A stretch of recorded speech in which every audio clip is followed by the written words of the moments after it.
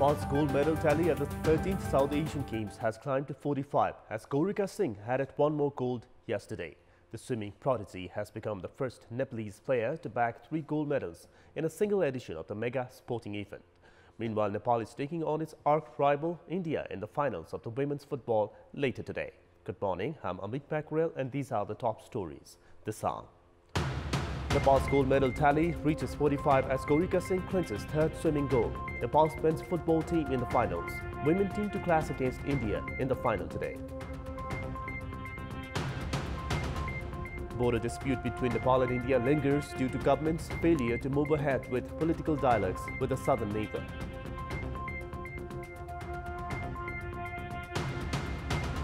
Attraction of foreign investors in the country declines despite government's claim of forcing investment-friendly atmosphere. Investors start opting out of ongoing projects.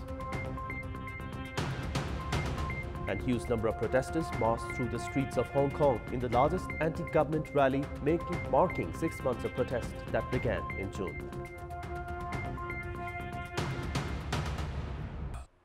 Let's begin with the national political updates.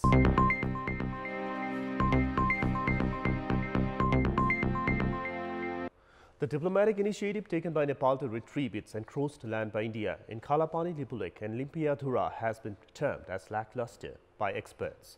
Since the issue has not been resolved yet, a political approach should now be taken at the earliest, as more than 70 border pillars have been in dispute. Experts say that the dispute has not been resolved due to lack of political initiative. The government had granted land ownership to the locals of Susta and Nawalparasi in 1982. During the Panchayati era, there were 99 wards in Susta. The issue has not been sorted out yet at the political level, though India has been claiming that the land since 1990 was resulted in the failure to install the border pillars. On the other hand, a Nepali citizen, Govinda Gautam, lost his life when the Indian Border Security Force opened fire at Punarwas in Kantipur while protesting against the installation of pipes. Since there hasn't been any political approach to the Kalapani conflict, it seems that the issue hasn't been prioritized at the diplomatic level. Nepal needs to sort out the border dispute at 70 places in 23 districts, with India at the political level. Nepal and India agreed on allocating the border based on the flow of rivers almost 3 decades ago. Likewise, on the basis of the map following the Sugoli Treaty, both the countries were supposed to endorse the borders. However, India has occupied Nepalese lands, citing the flow of rivers. Nepal is now supposed to capitalize on other border issues with India at a time when voices are being raised to sort out the Kalapani issue at the political level. India is constructing mega infrastructures at the border without the consent of Nepal, whereas Nepal is facing obstruction in development projects on its own land. The government has reiterated that it has amended necessary acts to create suitable environment for foreign investment in the country. However, investors have started taking back their investment, citing the difficulties they are facing while operating the enterprises in Nepal. In the ongoing fiscal year, 2 companies have already taken permission to opt out from their investment. The government amended several acts last year to introduce foreign investment, citing inadequate domestic investment for economic development. A focal service center has been operated from mid-June to facilitate the registration process of the industry. Despite that, only 13.06 billion rupees of foreign investment was possible last year, which was 4.45 billion rupees less than that of the previous fiscal year. This result not only declined in investment but also took back foreign investment. Last year, investors took 3 billion rupees back, whereas this year, 2 investors, Mangalam Pipes and Trisul Gas, have sought permission to take back the investments worth 98.3 million rupees. The industry department has already granted the permission to these companies to take back the investments. Similarly, foreign investors of Hotel Solti Crown Plaza is all set to take back its investment. UK-based Intercontinental Hotel Group has already filed an application at the industry department seeking to take 73 million rupees back if the department grants permission. Although the company has not mentioned any reason in its application for opting out, it has been learned that the obstruction in operating industry and lengthy process of investment expansion, along with repatriation of the profit, were the main reasons for the cutout of the foreign investment. However, direct foreign investment in the first 3 months of the current fiscal year has surged by 158% compared to the same period in the last fiscal year. The government must focus on the strategies to retain such investments rather than terming them as its achievements. Nepal Telecom has already spent 19 billion rupees aimed at the expansion of the 4G service across the country. The government-owned telecommunications company had announced that the 4G service was already available in 54 districts amid a program participated by Prime Minister KP Sharma Oli 2 months ago. However, the service has remained far from reliable in the places surrounding the capital's Ring Road area.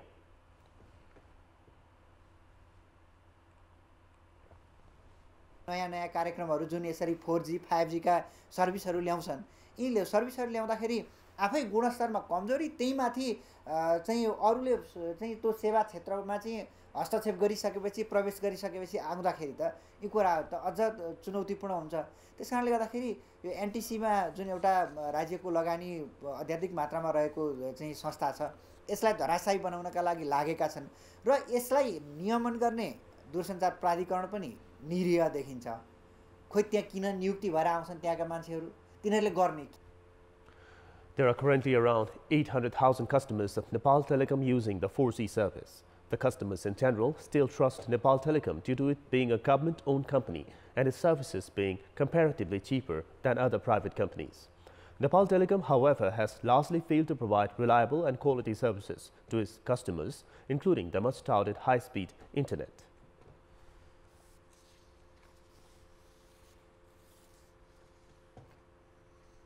दूरसञ्चार ऐनमा प्रष्ट रूपमा दण्ड सजायको व्यवस्था गरेछ। दफा 47 मा दण्ड सजायको व्यवस्था गरेछ। त्यसमा अब केही समय सुधारको मौका दिन सक्ने पनि व्यवस्था छ। प्राधिकरणले त्यहाँ मापन गर्ने, यदि प्राधिकरणले तोकेको मापदण्ड कम्प्लाई भएन भने समय किटान गरेर यति अवधिभित्र यो चाहिँ सुधार गर्नु भनेर निर्देशन दिन सक्छ। त्यसपछि पनि त्यसको चाहिँ अवज्ञा भएको पाइयो, कम्प्लाई भएको पाइएन भने त्यसमा दण्ड सजायमा जरिवाना लगाउन सक्ने व्यवस्था छ। र पटक पटक पनि अवज्ञा हुँदै गयो भने लाइसेन्स खारिजसम्मको पनि अधिकार प्राधिकरणलाई छ। Although the state-owned telecommunications giant boasted of expanding the 4G service as its noteworthy achievement, the company's management has remained indifferent towards boosting its quality.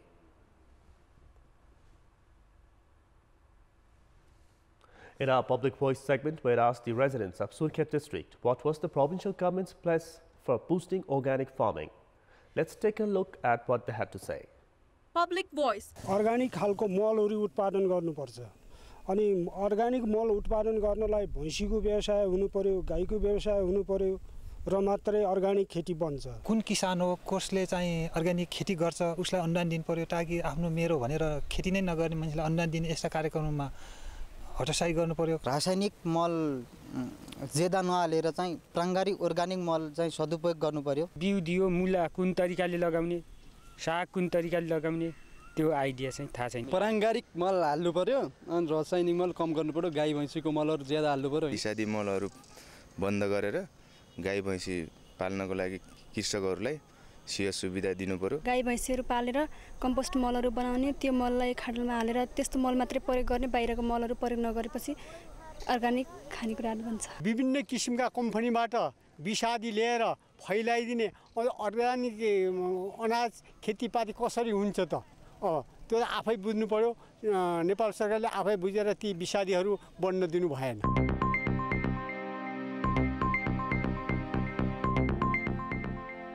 It's time now for our segment Public Pulse, where you text us with your opinion.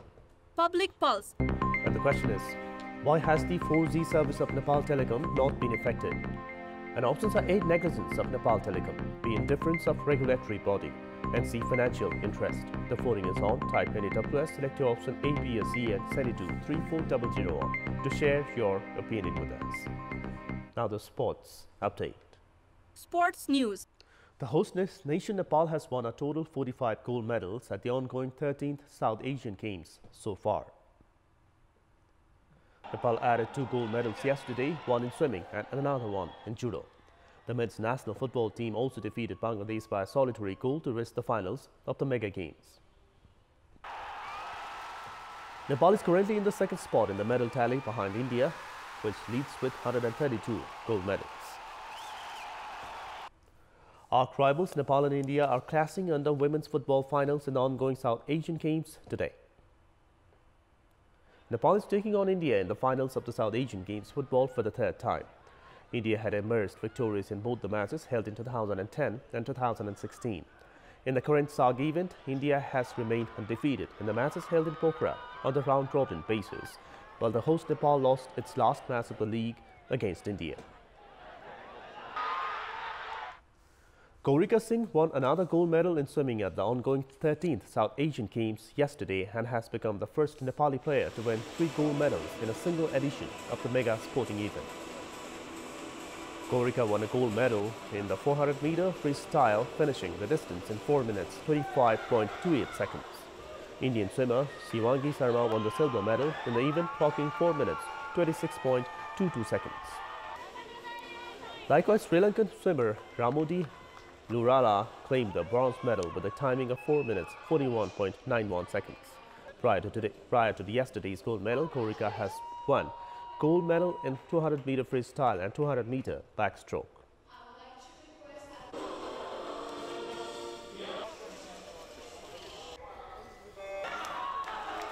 Meanwhile, the national football team has reached the finals of the 13th South Asian Games, defeating Bangladesh by a solitary goal.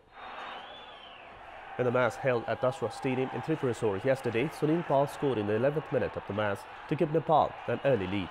Sunil made good use of the pass received from captain Sujal Shrestha to give Nepal the lead. Both Nepal and Bangladesh missed several opportunities to score. The Bangladeshi team was down to 10 players towards the fag end of the match as Mohammad Nabib Nawaz was red-carded after receiving his second yellow card of the match. Nepal held on to the lead to secure the 1-0 victory over Bangladesh. Nepal topped the table with 10 points from 4 matches, while Bhutan secured the second spot with 9 points from the equal number of matches. Nepal will now clash against Bhutan on Tuesday for the gold medal. Nepal had defeated Bhutan 4-0 at the league stage. It's time now for our special segment, Off the Beat.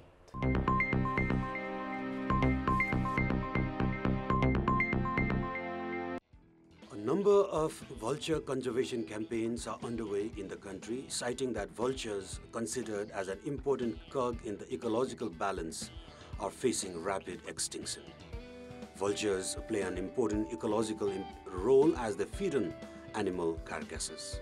They also have an important cultural role by consuming human dead bodies in sky burials, a common practice in the Himalayan region and Tibet. According to a survey conducted by Birds Conservation Association in 1990, there were around 50,000 vultures of various breeds in Nepal.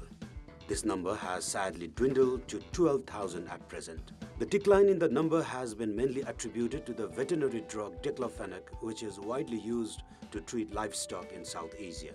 Vultures have been found to be exposed to diclofenac as they feed on livestock carcasses, which contain high residue of this drug. The Nepal government put a ban on the production and import of veterinary diclofenac in 2006 and endorsed Vulture Conservation Action Plan in 2009. But experts feel the nation has still lagged behind in its efforts to conserve vultures in the country. This is Amar Singh Pradhan for Kantipur News Desk. And that's all for this hour. Keep watching Kantipur Television SD for more news and entertainment. Have a good day.